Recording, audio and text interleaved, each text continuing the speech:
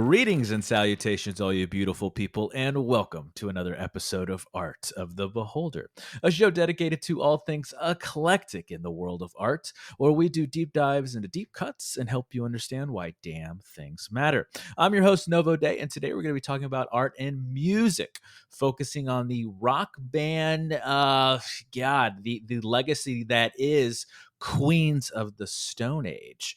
To hash it out, I'm joined by my favorite king of the Stone Age, and that is Mr. Church.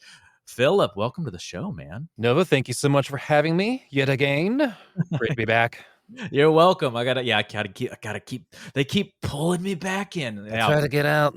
Yep, we're like the mafia. We try to get out, try to take a break, and we won't let you. Nope, you're in it to win it.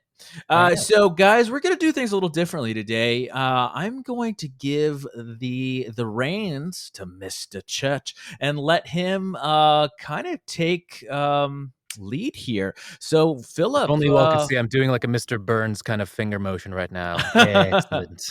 Excellent. So, Philip, give us the thesis, man. Why are we talking about Queens today? Yeah, Queens of the Stone Age is a fantastic modern rock band that is weirdly both underground and mainstream enough. It is insanely like collaborative. The way that a lot of music has been like collective. You know, it almost harkens back to the 70s where you had like certain supergroups like your Traveling Wilburys and like other people and stuff. And so just having been a fan of them for so long, watching Queens of the Stone Age go from like an underground desert rock kind of experience, stoner rock. Yeah, stoner rock, desert rock. Label. Yeah, and then again they've become interestingly like towing the mainstream line for a while, yet maintaining all their musical integrity. So like I said, it's involved like dozens of musicians at this point in the 20 plus year run. And there's that now famous saying, it's really hard to trace it back to any one person, whether it was Jim Morrison of The Doors, Gene Simmons of Kiss, or Billy Corgan of Smashing Pumpkins. People say that rock is dead. Well, I present you Queens of the Stone Age, Joshua Homme's rock band of over 20 years. Is it Homie or just Home? I'm almost positive it's Homie. Okay, I feel like I've heard it I've heard it so many different ways. I feel like that's how I've heard him say it, but I also just could be wrong because I almost never hear him say it, and I just like never looked it back up. Well, okay, it'll be Homie. And he's the show. Homie. Yeah, he's the Homie. Ooh, I like that. Okay, but yeah, they have such a unique approach. I love it, and it stands out to me. They've just been a mainstay of my musical tastes for well over. Would you say it? Would you say it's shaped who you are musically? Yeah, actually, I would. I would. Okay. Because that's big if someone has that kind of influence on you as an artist, right? Yeah, I would definitely say so. I mean, well, at least that to me is overall the thesis is like they've actually done an incredible job of keeping rock alive, and then they're a very notable modern rock band in the age of very like radio and like pop rock kind of stuff, and they've just now been streaming, it. And like so they've just been killing it for nearly 30 years at this point. And I agree, and they've always kind of had their own lane. Like every great group has a sound that they help to establish, and though they can sound like other things, they still have that signature sound and staple that we've grown to love. So that's why we're talking about them today. But before we can discuss, of course, we need a little background. So they were formed in Palm Desert, California in 1996 by vocalist, guitarist, and what I'm calling the only common denominator throughout their entire career, which is Mr. Josh Homme.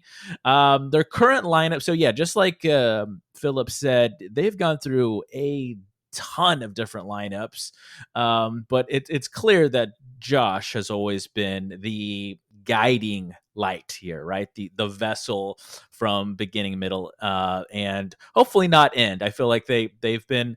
I've read that there's still another album on the horizon, so maybe they're not at the end of their career.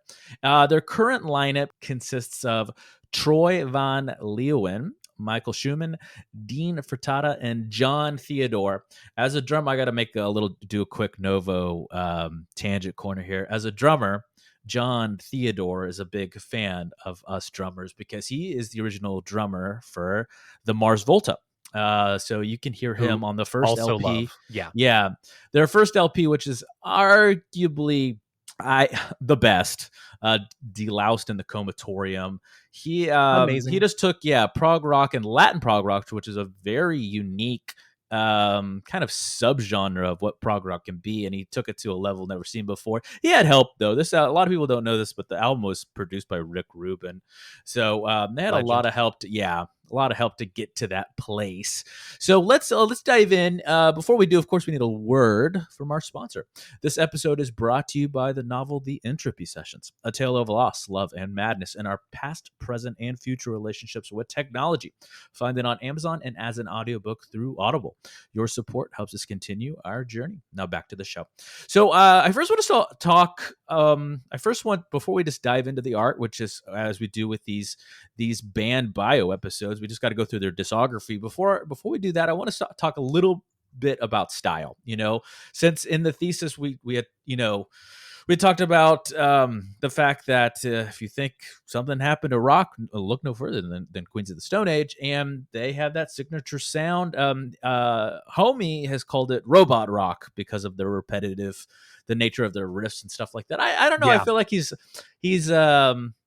as much as he has turned into quite the rock star caricature almost, archetype. But I feel like he's being a little humble here. I feel like their sound is so much richer and more complex than just calling it robot rock, right? So speak a little bit, give the good people a little history lesson on the style that is the Queens. Yeah, I mean, Josh is big on identifying with parts of California and being kind of from like the desert. So it's part of why he also it kind of calls it desert rock. And part of how you also mentioned earlier that it's known as stoner rock, which is to me the better descriptor is stoner rock, because the repetitive nature of some of the riffs, like Josh is a riff machine. So many of their songs, it's not your typical, again, it's not just typical like power chord type stuff. A lot of times it's more like certain riffs that get, just chugged along through the whole way through the song, and it has very interesting melodic components that are then put over top of it, because again, it's very guitar heavy. There's always at least two guitars going on in this band, with Josh again almost pretty much always being the lead, but also being able to do plenty of like cool rhythm shit at the same time. He's a pretty damn interesting guitarist. So I think I think the stoner and desert rock aspect apply more, and especially early on in like basically their first album, just called Queens of the Stone Age.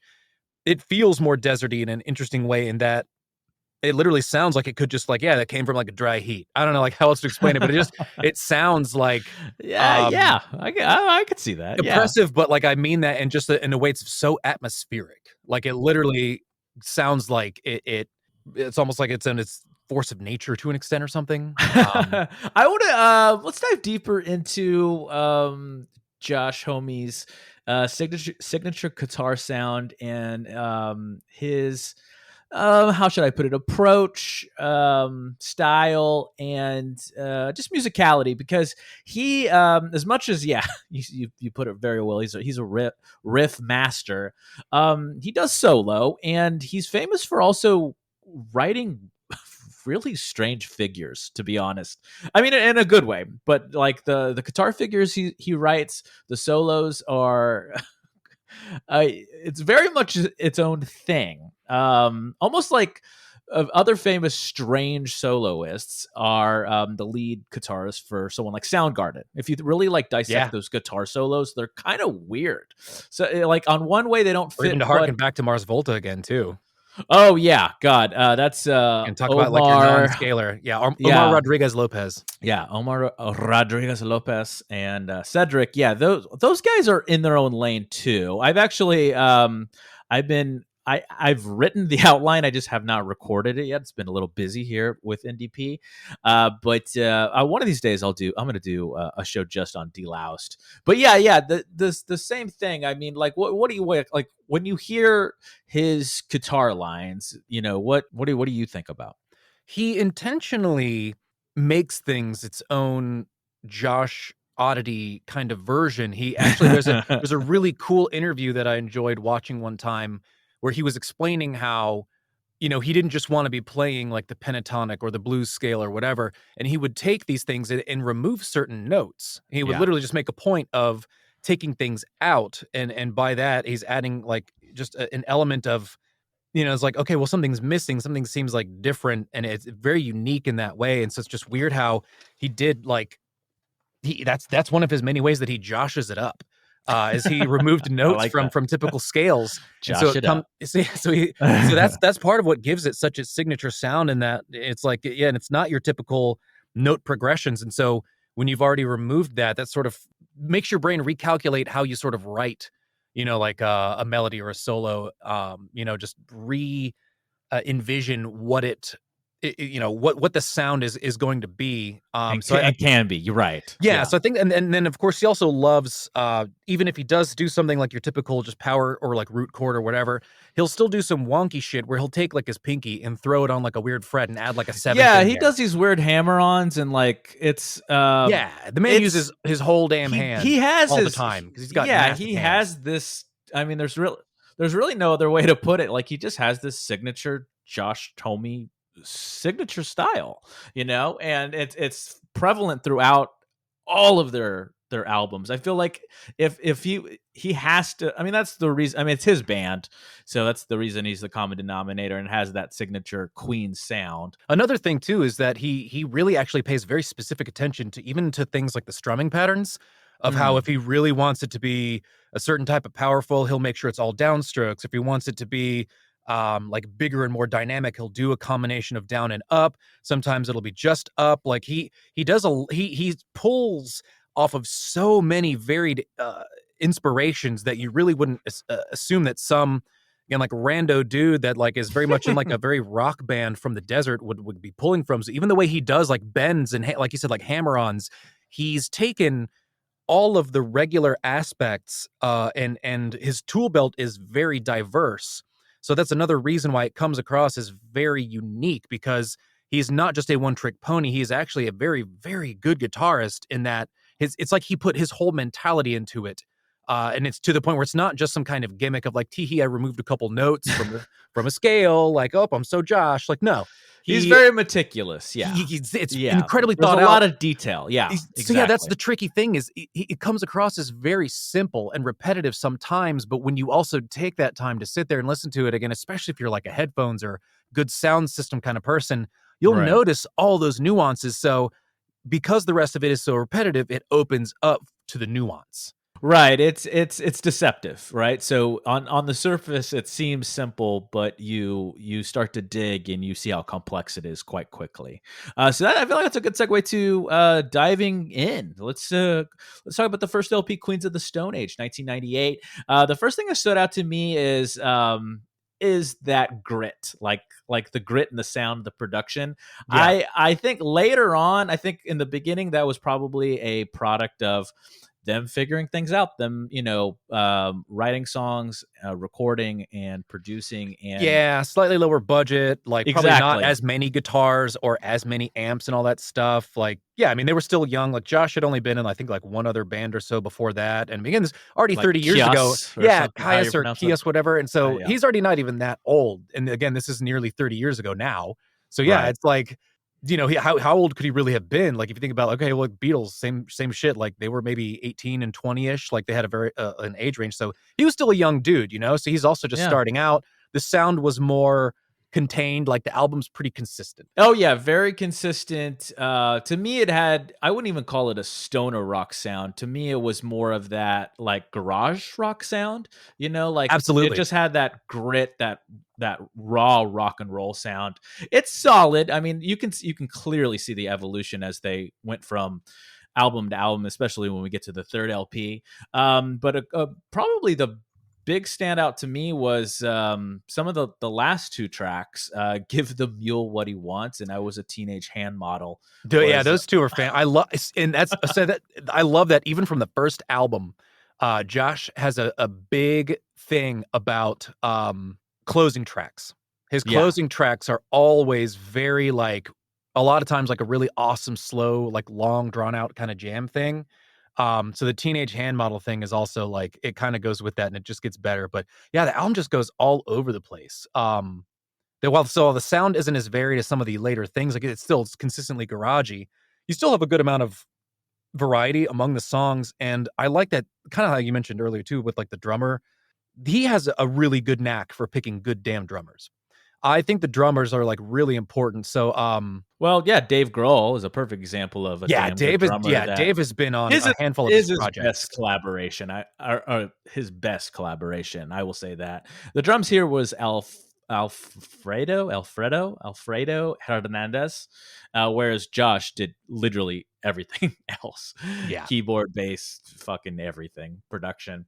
And yeah, I think part of the reason he calls it robot rock too is they're just what I call not afraid to stay in the pocket and just hold on a groove instead of. And what I mean by that, we talked about that a little bit in our the war on drugs episode, where there doesn't have to be soloing or these like epic parts on in so many dynamic changes. Sometimes they just find a pocket, each of the instruments, the parts, the lines, and they just kind of stay there, and they stay there for 30 seconds, 40 seconds, sometimes a minute. And in music land, that's an eternity. That's a long time to just stay like kind of hanging on a groove. But the Queens aren't afraid to do it, which is really nice. I love bands that aren't afraid. They don't feel like they have to just keep throwing fucking special effects, Yeah, like you don't need to at try you. too hard. It's gonna come across as cheesy or like a gimmick or something. Right. Which is again, it's one of my favorite. It's like they know what they're good at, and they've always just done that. They've just also grown over time. So, I mean, yeah, this first album may not blow anybody away, but I still like Yeah. coming into the first track. It's a Like, prologue, yeah, you regular know. John is pretty cool. And another interesting thing about this is again, he's been a collaborator and just like a weird underground sort of music scene mainstay for so long that even at this point he was already doing like side tracks with other people. And so, for Mhm. instance, Avon is the second song on this album, and it actually was first like formulated in what's called the Desert Sessions, which was Mm. started around the same time. They still And do the desert sessions too, like they to this do. day. It's Yeah. crazy. So yeah, again, he's just like the man is so dedicated to music. It makes a lot of sense why he's such friends with uh Dave Grohl.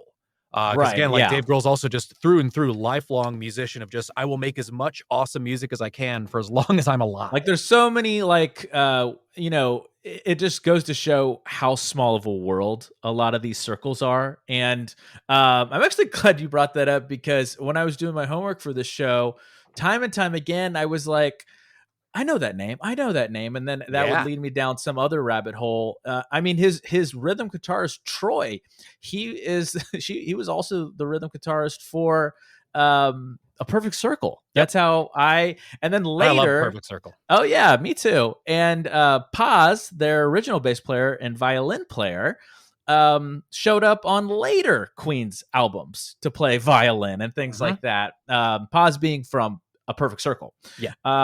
So there's this all this cross. Oh, I love when I find these little moments of cross pollination, things like that, and that leads us to Rated R. Their second LP, year Drugs. 2000. Ooh, why do you say that? So it's all he does not make it a secret. Josh is a big fan of drugs. Again, the man is just rock and roll through and through. He oozes rock and roll. Oh And my gosh. this That's why I was album, like, he's an archetype, yeah, to this one, to this album is definitely For to good and me. bad sometimes. Yeah, he's Yeah, been in this the one's news a little bit. wild. This one is all over the Uh, place. It's even more diverse than the first one, and is even stranger. So, like literally, "Monsters in the Parasol," for instance, it's like right in the middle of this album, mhm. is one of the most like obviously like just go try to like go back and pay attention to the lyrics. It's Yeah. legitimately actually they were tripping balls, and he wrote down lyrics, and so they just made like a song out of it. Yeah, And that then sounds yeah, because sounds that's about even right. again the first Desert Sessions was the same thing. There were no lyrics. It was just them. They all got to the ranch. They just did a bunch of hallucinogenics and then recorded the whole jam session. But then like after that, they were like, okay, let's do like more, but maybe a little less drugs. And that's You're when they right. started doing like actual songs and like so many different singers. And again, just probably like 40 different artists have been on Desert Sessions alone. So again, like Josh knows apparently everybody. And so yeah, Rated R is like letting the drugs expand your mind. This, and there's some still really great songs though. Like I personally think that this is their weakest album. But I it will also have to has respectfully some of my disagree favorite with songs. you. It has When we get there, I'll tell you what I think is the well, weakest. well, no, okay, sorry. I might know which one you're talking about, and I might change my Yeah. tune later. But Yeah. either way, I still love a handful of the songs on here. I still love I Lost Art I of I Keeping a thought it was Secret. still solid. It was In the like Fade is one of my favorites, and it's like one of the few songs that's ever been in a major key. it's like Queen's I describe it like, do you remember the band Garbage? Yeah, The absolutely. first LP to the second LP. The reason the second LP was called 2.0 is because they just kind of pushed everything from the first LP further. And so it was just really a sequel, if you will, to that first LP. That's how I think of Rated R. Is they kind of just pushed the sound that they were developing, and they just kind of it was Queen's LP 1 2.0 to me. That's how I look at it. And we did get some, hits or singles. Feel Good Hit of the Summer obviously was their first quote unquote single hit, if you were to give it that. Obviously, That's the true. next album we got the big hits, like the international fucking Oh, acclaim hits. yeah, that's Uh, but I agree. I think like for me, quick and to the pointless was really great track. I kind of fell in love with that lightning song, the instrumental stuff, and I think I lost my headache the last track again. So just like you were saying in the first in the talking about the first LP, that discussion, he loves that last track on the album. the He closing likes, track yeah, is a dear thing to closers are Josh. important to him. But yeah, and it's similar stuff pushed further. Mm-hmm. But again, I feel like maybe because the drugs were influencing their minds a little too much, that like it just and not enough of it holds up the same, that I can still put the first album on and basically listen to it like all the way through, loving it. Whereas the second one it just diverges a little bit too much for me here Yeah. and there. And I mean, hell, the first one, Feel Good Hit of the Summer, the lyrics are pretty much just nicotine, Valium, Vicodin, marijuana, ecstasy, and alcohol, cocaine. It's like they're not, again, he's not even hiding it, and he never Yeah. has. That's So it's just yeah. like maybe one or two less, buddy. And I think that's what led to, which granted more collaboration, because Songs for the Deaf, the next one, like you were just saying, that was their It big, exploded. Yeah, that was this is the breakthrough. that's the towing of the mainstream that I kind of mentioned earlier, where I bet you so many people would be like, do you remember that one weird music video where there's like dudes in a car and they hit a deer and then the deer like wakes up and takes the car? Like they're in like a weird laser I background. do. Yeah, I right. And love it's that like, video. it's a I cool thought that was video. great. And of Yeah. course, like that happens to be one of their most famous, if not their most famous song, is No One Knows off of that. So, I mean, I don't know if that's a proper segue. I think it's a In my perfect opinion, segue. is Let's because go again, right Rated into R, Songs for the not the Deaf. strongest entry, but Songs for the Deaf deserves so much time that I think we need to go ahead and jump in. It's unique for so many reasons. Again, it's got some of the biggest freaking hits. It's got No One Knows, Go with the Flow. Um, Yeah, God, the no one knows Go with the Flow. I actually think First It Giveth is a big one First for It me. Giveth is amazing. I mean, the whole thing is actually, it's nothing but bangers, if you ask me. I even honestly, the more I listen to Songs for the Deaf, the song, not the real Song for the Deaf, but the second to last track, Song for the Deaf, there's an epicness to it. It's Like, amazing. It's so intense. this is like they're Comfortably Numb to me. Like there's this huge epic fucking masterpiece of a composition. I don't know. I like that it goes from something so hard and intense, because there's also that part, I believe it's the bassist, their former bassist at the time, Nick Oliveri, who does these amazing screams in the background for the last like third of the song. They go through like the bridge, and then they rip into some like heavy kind of lead The soloing. first track, You Think I Ain't Worth a Dollar, when he comes in with that scream. Yeah, that's because awesome. that was a little production trick. Because it was mixed low, so people turn the volume up, and then it goes right into that scream, well, and actually it just hits you. To go even further with that, the part of the trick too is that this album is unique to Queens of the Stone Age, in that It's a concept album. Yeah, it's exactly, with the little interludes and with the whole, it's all from the radio. Yeah, Is like exactly. the thing. So yeah, it literally begins with like like a fake, like, hey, this is Kip Casper coming to you from something. Like, it's perfect. Good. And then good. I've listened to this You billion times. You should do radio, like as a side gig. I've thought about it, maybe someday, but I'm podcasting. I guess this podcast right? is modern day radio. It basically is. Yeah. But yeah, again, you don't have like the radio voice. You're using your real voice, which sounds good. You have a great voice. Thank you. Thank you. You're welcome. You're welcome. But yeah, so in the closing song on this one too, like, again, slow, Not as long as some, but Mosquito still, Song. yeah, Mosquito Song is awesome. I love the use of a I 12-string guess that's a guitar. hidden track. That's not technically. I guess I'm so used to listening to the Spotify version of it. Song for the Deaf is technically supposed to be the last track. The True, you're Mosquito right. Song. Yeah, because Yeah. back if you actually had the CDs too, same thing. It was like a hidden closer. But yeah, you're right. The Spotify does break it out as its own thing. But yeah, Track. Yeah. and I mean, but yeah, I just to me, this album is near perfection as far as because it's hard. It is hard Agreed. and heavy, Yeah. and it just slaps, as the kids put it. Yeah, I Um, feel like everything came together. They and clearly had a Dave vision for Grohl, a self, and Dave Grohl again, like added the this is also when, drums, yeah, the like amazing drums. again, like These are studied all the time. no one These kind of knows parts. would probably not have been nearly so awesome had it not had such like the like all those fills, like Right. the just the badass Dave Grohlness to it. So I mean, just through and through, like this was collaboration at its finest. Because the And bassist again, was it's also still crushing deceptive. it. Yeah, Yeah, it's still deceptive. Like I think on paper and like if for just like you know average listeners, not us, they're gonna enjoy the rock elements for rock's sake. But I mean, they throw in like odd time signatures. They do a lot of weird things when you actually dissect I it. like that Hanging Tree messes with a 5/4. I love when people do a Yeah. 5/4, a good 5/4. People can do 3/3 and 3/4 all the Even go with the time. flow, that clack, clack, clack, clack, clack, Yeah, clack, da-na-na-na-na-na-na-na-na-na. That's you can count that weird, I think. yeah. I mean, they just were riding some kind of amazing wave. I think that just no again was something about the collaboration, maybe getting Dave in the mix, or just how much songwriting that their then bassist was still doing. Because that was a lot of it. Too is that the band was a little more consistent This was the earlier dream on. team, yeah, Yeah, and with then Nick Oliveri, and yeah. so interestingly too, just to not spend too much time on this one thing here, but also this is a interesting departure because speaking of Nick, he got pretty much fired from the band after this album. Yeah. There were public allegations about him apparently doing like domestic abuse, and Josh was like, "I'm not going to have my band associated with that." So Lullabies to Paralyze, their following album, which again, like they always took their I like that they always took their time. They didn't just like sign a contract and crank out albums that sounded like shit. Early on, it wasn't too much stuff. So again, like, yeah, Queens and then Rated R, only 2 years apart, relatively similar, but then they took a good couple more years and just cranked out Songs for the Deaf. And then from there it paces itself. So 3 more years after that, we got Lullabies to Paralyze.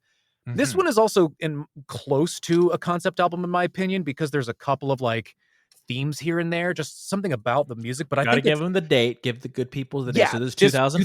2005. Went from 2002 to 2005. And again, This was I do have to say this before we move on. I only have seen Queens once, and it was during I was in high school, and it was during their touring support for Songs for the Deaf. So I kind of got to see him in that perfect that's heyday. awesome. And yeah, it was I'll never forget the concert. They put on a great show.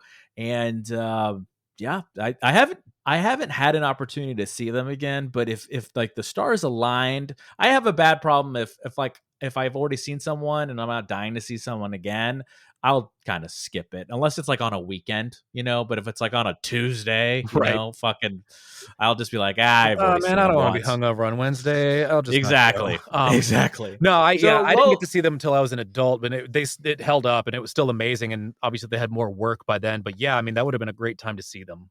yeah. Back then, again, that like just peak. But this one still had the biggest breakout hit was Little Sister, right? Again, that's yet another one Little that. Sister is good. This was But so that's not definitive of this album. It's I so know it interesting. really stands out as a single. It It stands does. out on the album because so full disclosure, this is the one I think this is the weakest. I think Yeah, this one fell a little flat for me. Yeah. I can understand that. I love the start of it actually. I love the weird slow intro for this lullaby. Medication and Everyone Knows That You're Insane are awesome follow up. Tangled Up in Plaid is fun because again it just feels like a little jaunty the way it's just like bam bam bam bam. I love that. Burn the Witch is fun as hell in my opinion. In my head and like some of the other ones like for instance like Broken Box, those harken back to the first album too. That's what I love is Yeah. that again they've always maintained their integrity. So there's some intense stuff like from Songs for the Deaf, and then there's still just that signature Joshua Homme like sound That's throughout like it. Little Sister. I feel like that it's Yeah, almost again, like just it the should riff have been like a machine. single like it should have been right. It Like, should have been its own single. I feel like they may have written it before or at the beginning or after these main, sessions. It just for some reason it stands out, and yeah, it's definitely my favorite song on the album, and it's the same reason it became a single. I particularly love Someone's in the Wolf. If you wanted to, like, have the perfect, like, creepy cabin in the woods horror movie experience through music, Someone's in the Wolf is it. The way it comes in with this, like, slow organ of just, like, interestingly sort of, like, droning organ, and then they just come in with, like, the heavy, intense style of guitar back from Songs for the Deaf of just, again, like, the slow build, and then just they just rip the fucking Band-Aid off, and then it goes back and forth between, like, these parts, and then at the end, they do this awesome thing too, where, like, they crank up the tempo over time, and then they finish it with a just heavy drum smacks with, like, a faster version of it once they speed the tempo. Like, I think Someone's in the Wolf is, like, the crescendo of the album. Granted, I do also love Skin on Skin. There's just something, like, really dirty and skanky You really like sexy. this album. I love I'm I gathering think it's this. I think Yeah, it's excellent, actually. It took a while to grow on me too because it's actually the ones, again, Songs for the Deaf is such a masterpiece, and the one after yeah. this actually too is another top favorite for me, the main LP of, Era Vulgaris, but still, this one also is extra Josh in a way in that there's almost 2 long outro songs. You've got the really weird, smoky groove lounge, kinda "You Got a Killer Scene There, Man," and then you've got the actual song called Long, Slow Goodbye, and they're Yeah. both just I did slow, like Long Slow droning. Goodbye. Yeah, Yeah, it's cool. yeah. Again, I There's an epicness to that. He can write epic pieces. He yeah. just he just kind of picks his battles. It's not every song, I but yeah, I still think this one is quintessential Josh, and I still think it's excellent. And again, it's like they're still trending towards a slightly longer album of having like 14, 15, 16 tracks because that's something else that's kind oh, of they changed are over long. Yeah, time. they're always over an hour. Well, yeah, that and so to Not in a go bad way. no, not in a bad way at all. Again, especially as a super fan, I think pretty much any album is still great. Yeah. But then so transitioning into Era Vulgaris, Before we um, get there, I do have a question for you. yeah. The album artwork. What do you think of that? Because like just in the vein that I felt like this was again not bad.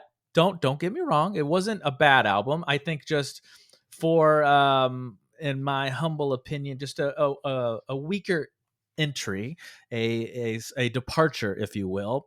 And I felt that way with the album art too. I was like, I just I just I just can't fall in love with it. I think it's the font, it's the I will colors say they the font use, is I like just noticed everything that. just screamed to me like who fucking picked this? I don't know. I was like, how did this get through? Usually at this point, it's going through a lot of different eyes and hands before it gets printed, right? There's plenty of people. I know this on just a tiny level with my small NDP team of many eyes going over something and being like, this is not working, Novo, or whatever it is, right? So surely someone would have been like, maybe we should have changed the font or the color or the little girl on the front, because the alternate cover's kind of haunting. It's like them in masks. I get I Yeah, get that more than just the that's the little girl Someone's in the one. Wolf feel too. Again, like that. Yeah. I do like the alternate one, and I'm still pretty okay with the one that they wound up on because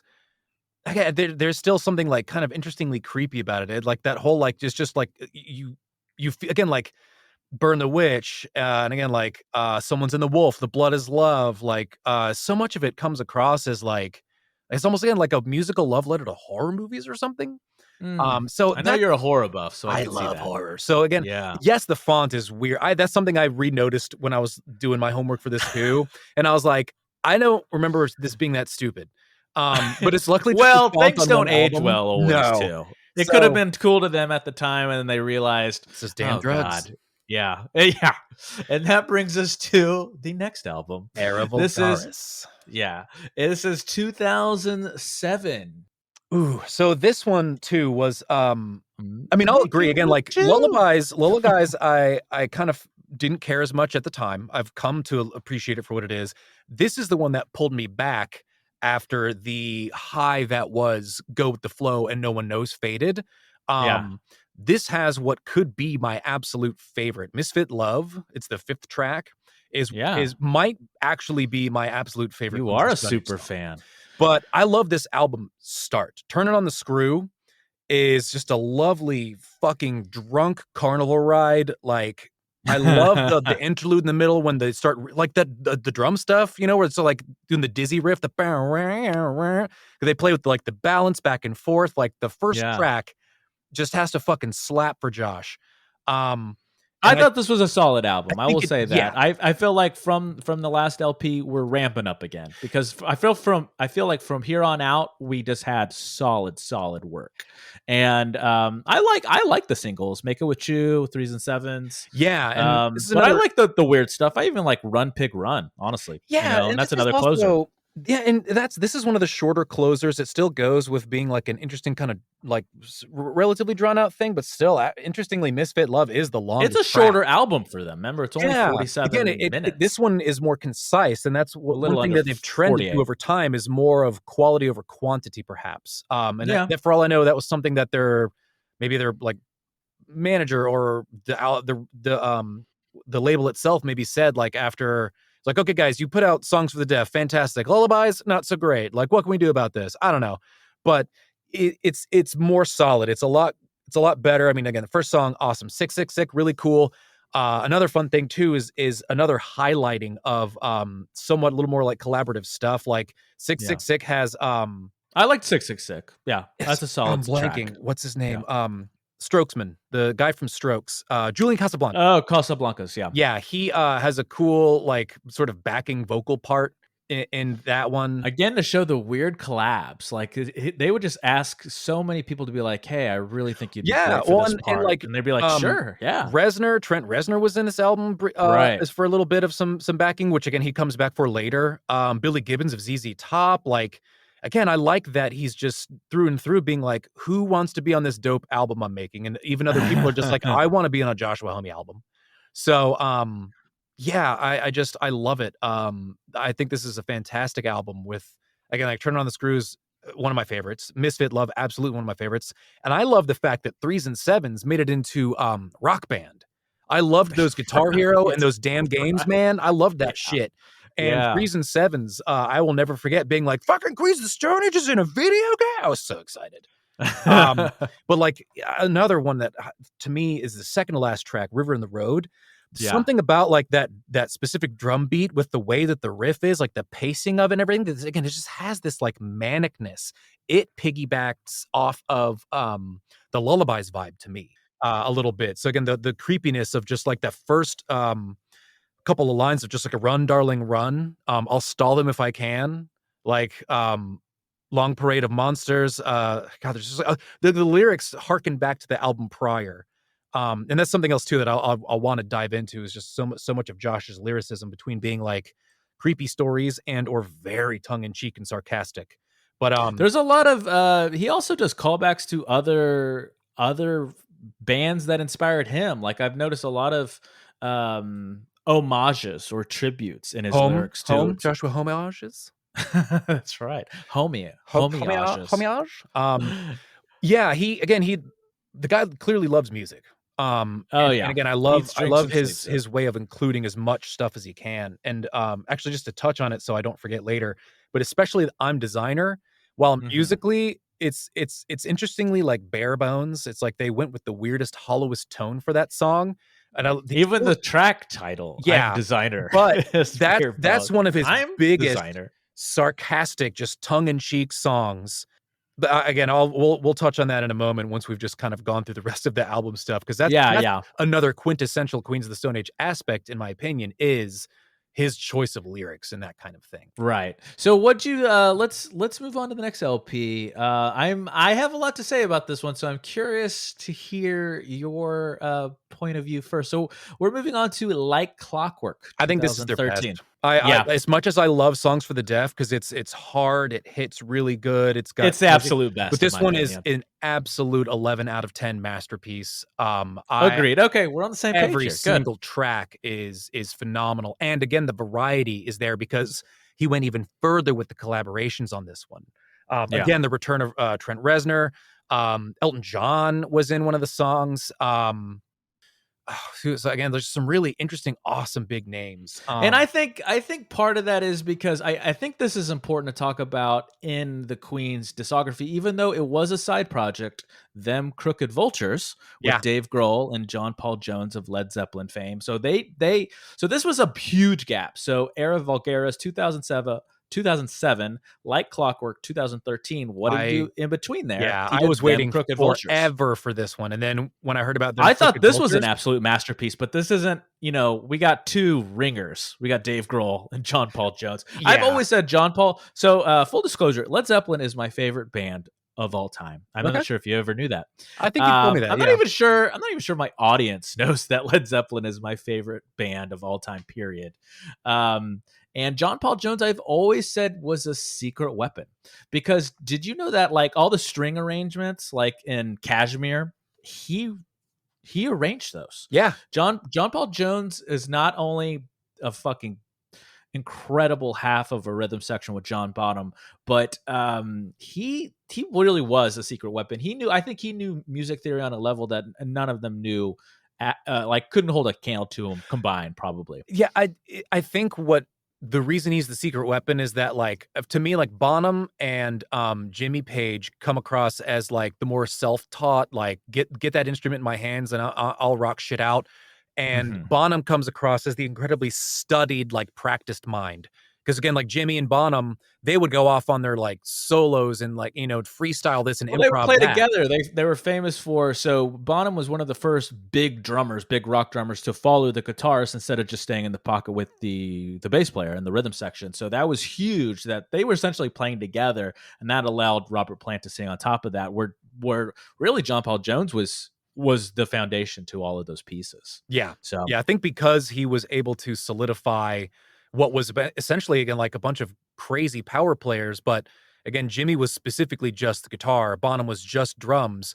And if you think about how also varied and just long their career was, it helps to really understand, like, yeah, Bonham was all of the other things, a lot of the glue that made them able to do so much stuff in their time as Led Zeppelin. oh man, So let's pull it back. yeah, I was just thinking, I was like, who I are was we like, we talking better do about? a Novo pullback. We better Yeah. do a Mr. Church And pullback, because especially I'm going to because talk like about Clockwork. fucking Led Zeppelin forever. Yeah. So, So yeah, them Crooked like, Vultures is worth mentioning, and it's fun. I did like it, but it didn't do it enough for me. So I was I anticipating loved it, this, man. and Oh, a fun thing too, like Clockwork, when their website finally got updated to be like promo stuff for but you at like least see Clockwork. the evolution from something like them Crooked Vultures to Like Clockwork. I feel like there was a lot of like what he learned with that album. There was, because this was the biggest production change I've ever seen. Yeah, Usually it's purposeful. Like this is why I realized like going from like an album like Queen's LP1, like self-titled, to something like Era Vulgaris, where it's clearly they wanted that garage rock sound again, and they purposefully designed it that way. Whereas in the beginning, it was just a byproduct of resources and experience and all this stuff. Whereas this one was the complete opposite, very polished, really thought out tunes, and I mean we had like everything to a T came together perfectly for this package, in my opinion. it really did. I mean, I think especially again, once you've collaborated with so many amazing people, and especially you work with like again a legend like John Bonham, I think you can't help but just John take. Paul Jones. I'm sorry, Yeah. John Paul Jones. I wish John Bonham. I know. Again, I'm sitting here staring at the artwork of the album because I even love it. Yeah, The no, album yeah, cover is so fucking cool. yeah. A throwback to That Gustav landed. Klimt. Everything landed. The artwork for me, the sound, the production, the compositions, the instrumentation, the musicality. They still had that Queen signature sound, but they still pushed themselves. Yeah, they still yeah. evolved what they were already good at. And I So think top three tracks for me from this album are Vampire of Time and Memory, yes, agreed. Collapsia, and Smooth Sailing. Actually, Smooth Sailing again just brings back that classic Queen's just super. It's just an octave, literally just Yeah, jamming out. But it's like like I was saying, very specific combination of the upstrokes and downstrokes with the guitar right. parts. And then there's little bits of variation of the lead guitar here and there. But then like the fun when you get to kind of like the chorusy parts, it like the drums switch up into like a disco. You bring in that like high whiny tone of the guitar that Josh loved from like again earlier days. And then the solo is badass. The solo is one of the things that I remember being teased, and we didn't know, of course, which song it was going to be at the time. But there's a really cool thing with the website when they started teasing the new album, where you would load the website and it would play 3 seconds of a random one of like 5 songs or something. And you didn't know anything about it, so you would just load it up. And I remember that it turned out to be part of the big solo from Smooth Sailing that I would sit there and just refresh the fucking page over and over again, hoping to hear that over and over again. Because they did come out with a single before. They came out with My God Is the Sun. So I like My God Is the Sun. I was gonna mention that. And again, like it almost reminds me too of like a slightly different version of what's it called? One of the Songs for the Deaf songs. Hope he's blanking. It's not Songs for the Deaf though, right? No, not the actual that one. But there's something about like the way it's got like the way the big riff just kind of goes all over the song the whole time. It's not. I'm gonna it might help be you Sky's out. Fallen. Actually, I think it's Sky's Fallen. So it's You Think Ain't Worth a Dollar, No One Knows, First It Giveth, Song for the Dead, The Sky's Fallen, 6-Shooter, Hanging Tree, Go with the Flow, Gonna Leave You, Do It Again. I think God I'm Is thinking in of the Radio. Sky's Fallen. Okay. Because again, there's just something about the lack one of these is gonna click. Yeah, like, once I say it, when I go through this fucking track list, it's the lack of again just your typical power chords. Because again, sometimes they'll do something so simple, like in Smooth Sailing, where it's just like boom, boom, boom, boom, boom. Like it's just, they've always had a touch of funkiness. Yeah, so this one goes with full funk, sexy fucking song in my opinion. Especially when we get to Villains. That's a good segue to Villains, because that first track is fucking. You want to dance a little bit. Yeah, Feet Don't Fail Me. Yeah, Villains is. I think it's actually tied for me as far as not like just being a very good album, because it's solid, but it's I think this clockwork. is them showing their age. Also, interestingly, because it's so funny how that happens with so many bands as you get older and things like soften up in a certain way. But the fact that Josh even literally made a point of being like, I was inspired by swing music. It's like, really, man, Mr. like young punk covered in tattoos, like flannel in the desert. Rock like you're talking about going, you're going back Golden to like going to swing in jazz, but like it's cool. Like I actually think some of the even there's jazzy pieces from the beginning. I think I could hear a little bit of jazz influence from LP1. Queens of the Stone Age. Queens of the Stone Age. Again, the way he messes around with his scales, the way he just fucks with like putting notes where they don't belong. I get that to an extent. He almost has a weirdly unique kind of rock jazz style, because he improvs a lot of his solos. He doesn't exactly write things out like that meticulously. For doing the deep dive stuff, this was produced by Mark Ronson. So, of course, a producer's going to have an influence on the sound of the album. Yeah. So, guys, if you don't know who Mark Ronson is, he often works with pop acts. His biggest hit, probably of all time, is with Bruno Mars, and that was with Uptown Funk. Yeah. That's his song, Mark Ronson. Not to be confused with a Bruno Mars song. He just sings on it. But so he's the production, I think the producer that they used for this album clearly gave them a little direction, and it changed the album in a way. It's still that signature Queens kind of sound, but it is the other interesting thing you put it, like their age or speaking of production tactics too, is that Clockwork is also, just to go back to that one, that was a label jump. They had switched to Matador. I didn't know that. So Era Vulgaris was their last one with Interscope. They had been with Interscope from the start. So not only did the production value change a lot, hence again, I think that like Clockwork has like while still very Queens sound, it's also notably different and bigger and more polished than ever, which again is very, not a very bad thing. Polished in a good way. Exactly. I actually like the polish. Does them a lot of. It helps highlight just how damn good their musicians are. It does them. It's a good thing. So same thing with Villains, also high production level, but also again not Josh anymore. Josh produced like Clockwork, hence they retained the Queensiness, and again the like collaborations of the whereas again Villains was not as diverse, if you ask me too. Like it was it was a little more safe. if you will. You know, a little more straightforward, staying in that safe space lane that they Yeah, and sometimes again, are like, in. not even as many guest musicians and stuff, like, there was just a few more people on certain kinds of, like, backing vocals or, like, backing strings, but for the most part, it really was just the core 5 that you mentioned at the start of the show of Josh, Troy Van Leeuwen, Dean Fertitta, Michael Schumann, and John Theodore. Right. Whereas, again, other ones, you go look through the credits, and again, you've got your You got your Grohls and yeah, your fucking Grohls and everybody. your Trent Jesus. Reznors and your Alan Johannes and your Elton Just Johns like and all it's these dudes, yeah. yeah. So again, that's the other very interesting feel that this one, it to me, it didn't feel as good. I'm not as big of a fan, but there are still about 3 or 4 songs that do still get me. Feet Don't Fail Me is a great one. I really liked Domesticated Animals. I actually liked Villain of Circumstances, which again, you've got your slow outro, slowish, like long building outro track that like gains steam over time. Um, so again, that's the staple too. I love it. Again, it's just still a thing. It's just I a really very liked Head Like a Haunted House and Unreborn yeah, Again. the Head It's Like a really Haunted good. House is interesting. It's like he wanted to go back to his like weird punkier roots or something. But it's almost like it's like some kind of insane puppet show is what it makes me feel like. Okay, Um, interesting. That the kind of imagery but it that's still also has conjured. that like that riffiness. Yeah, It's very exactly. fast. It's actually probably one of like the faster songs, even like for stuff like Go with the Flow is actually pretty damn like fast. It just Oh, that one yeah. just jams Jesus on, Christ. and you've even got those like that keys just jamming on your E chord in the background almost the whole time. Um, So, yeah, so why don't you I feel like why don't you take us home? Let's tie a nice bow on this and tell the good people why Queens of the Stone Age are so important. They have been able to, again, just maintain their musical integrity and especially their lyrical integrity. Again, Josh has always been like almost always the main singer. Again, the bassist used to sing some stuff, but Mhm. regardless, you'll hear Josh throughout the career.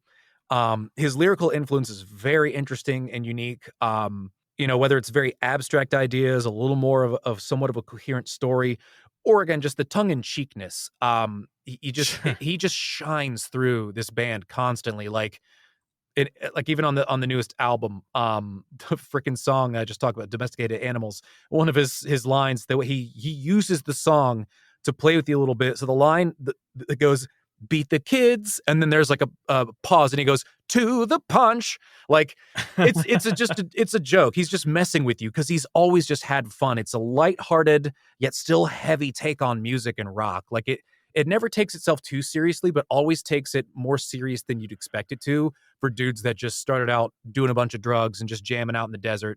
And again, a guy who's clearly friends with like half of the music industry or some And we shit. we did talk about this throughout the episode. You know, he also has for being this, rock god in a way, he sings in a falsetto, which is Yeah, very he's unique a and huge guy not with a high pitch. I love it that he's got a higher register. yeah. And a lot of falsetto too. Like even if he sings in his normal range, it's not as low as you would think like a 6'3" dude would sing in. And again, the other cool thing too is that he's still done other stuff consistently. He's done plenty of like actual other like scores and songs for soundtracks.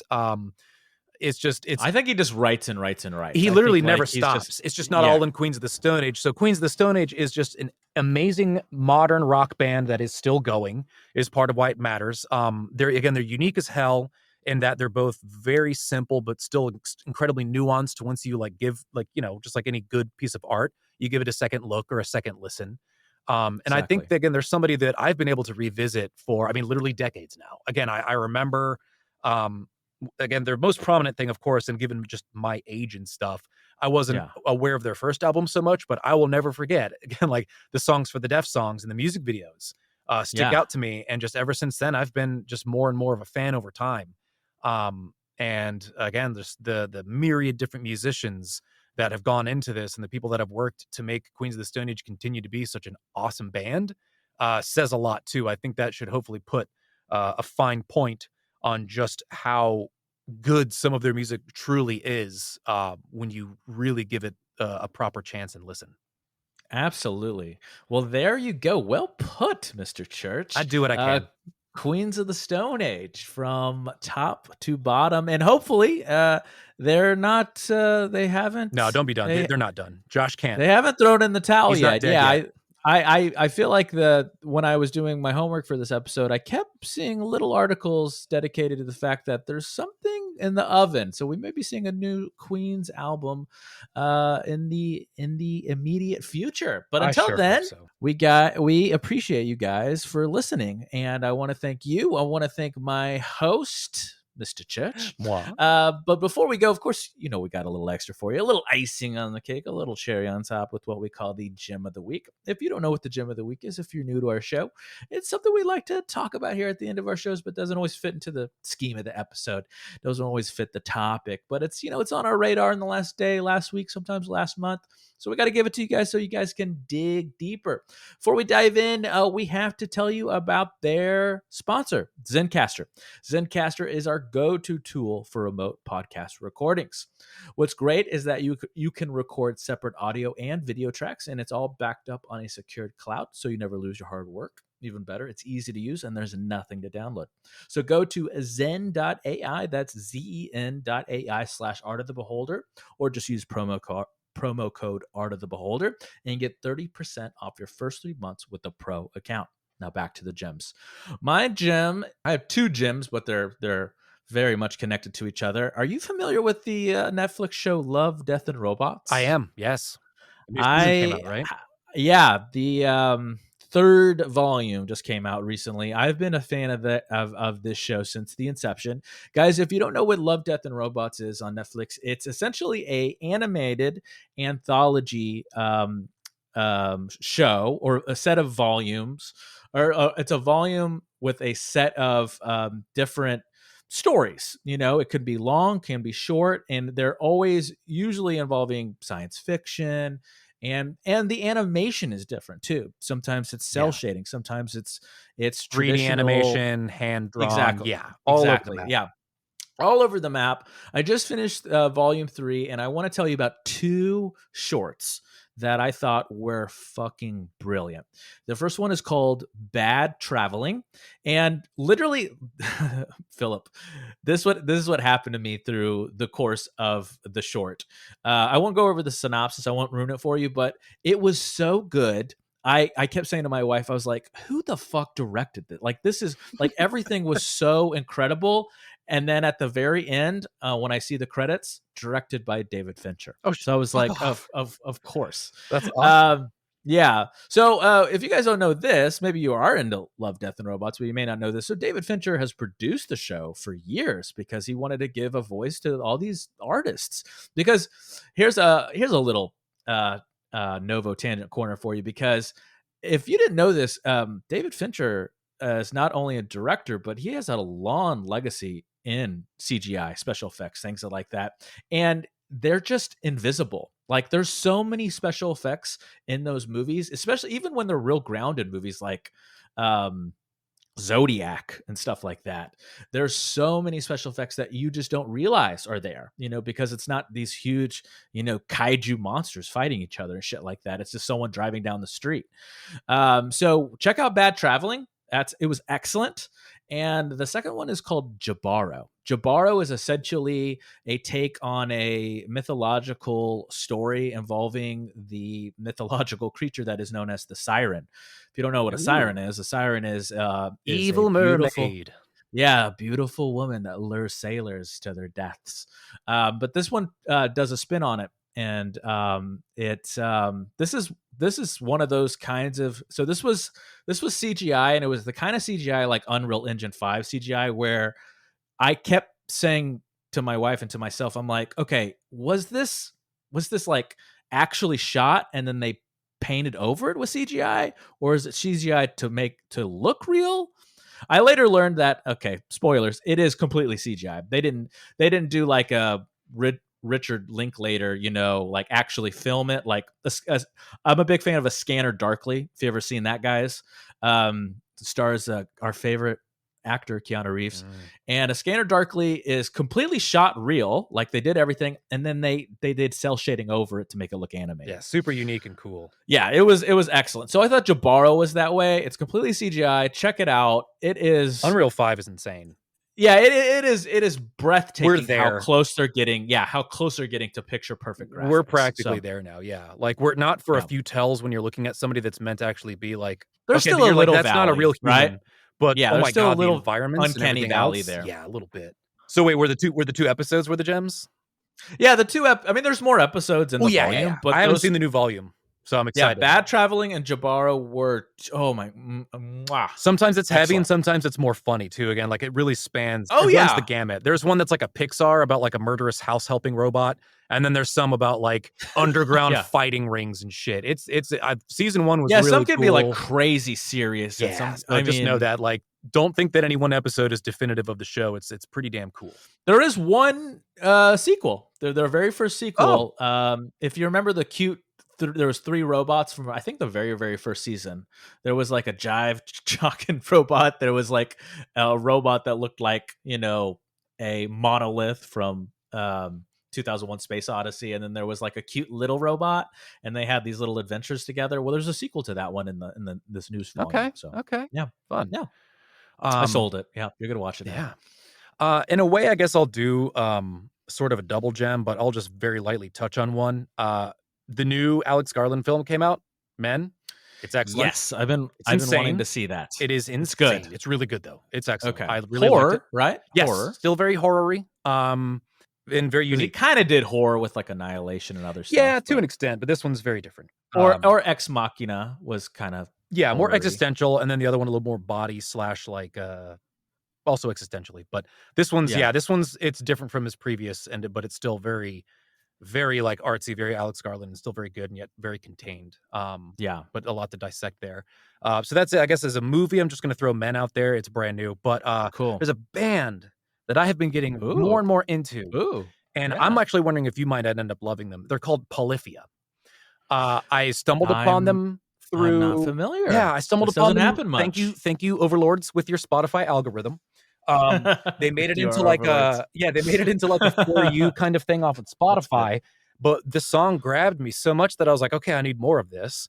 And, it's basically, the best way to put it is like, they came from an interesting metal meets, like, video game music in, like, the best way possible kind of background, and have grown over time into doing a lot more depth and, like, searching with their songs. There's no lyrics, there's no vocals, except for if they ever have, like, a guest, maybe. Like, there's a couple of songs that have, like, a So verse, mostly almost instrumentals? completely instrumental. The Okay. dudes on the guitar are everyone's a beast. Everyone is a beast, but the main guy is his name is, like, Tim Hansen or something. He's insane. They just had a new single come out called "Playing God." It's really cool, and I'm so excited because, of course, with the new song, I think it's preceding a new album, and the other reason I think that is because 'cause they're touring. So I went ahead and bought myself tickets to their concert here in Atlanta, for the end of July. But yeah, I mean, they're Polyph Polyphony? Say Polyphia, it again? Polyphia. Like Polyphia. Okay. yeah, poly, but like the Fia part of like, Got it. yeah. Yeah. So, Polyphia. yeah, it's just, I love very technical, well executed music. So everybody is just insanely professional, very technical, very, it's one of those bands too where I'm like, God, I could never do this. Like, it's so, because there's no lyrics and nothing to keep me on track. I'm like, how do you remember all these notes in this order? Because again, there's nothing like sloppy or like accidental about it. It's all so like just god tier of like organized and written and structured. So, especially just seeing how things have varied between being a like heavier, like metally metal in the start, and then them having like really fun, like borderline video game soundtrack type of songs, of just being Hmm. like, this is weirdly upbeat. And then the newest one, they go to like the new single, Playing God. They Yeah. go like nylon strings, but it still works with just how amazing these dudes are at the guitar and how they manipulate their songwriting to match the sound.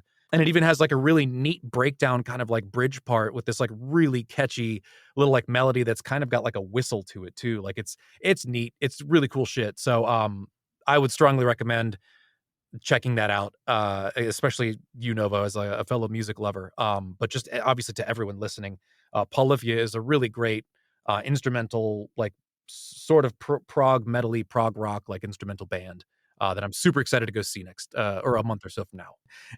But of course, guys, if you like that, you can check out our stuff at novodayproductions.com. There you'll find things like the Entropy Sessions, Post Meridium Adulteration, Cancel Culture Lotto, and a lot more to come. Of course, there'll be ads for this show. You can check out our other episodes as well. So don't forget to like and subscribe, follow, and hit that notification bell. Do all the things. All the things are fucking It's just overlords want. clicking. All the algorithms, rate and review, all the shit. If you'd like to sponsor a little love child here, you can do so at novodaymedia@gmail.com. If you'd like to hire Mr. Church, Philip Church's amazing vocal narration, everything, Full production house, baby. need.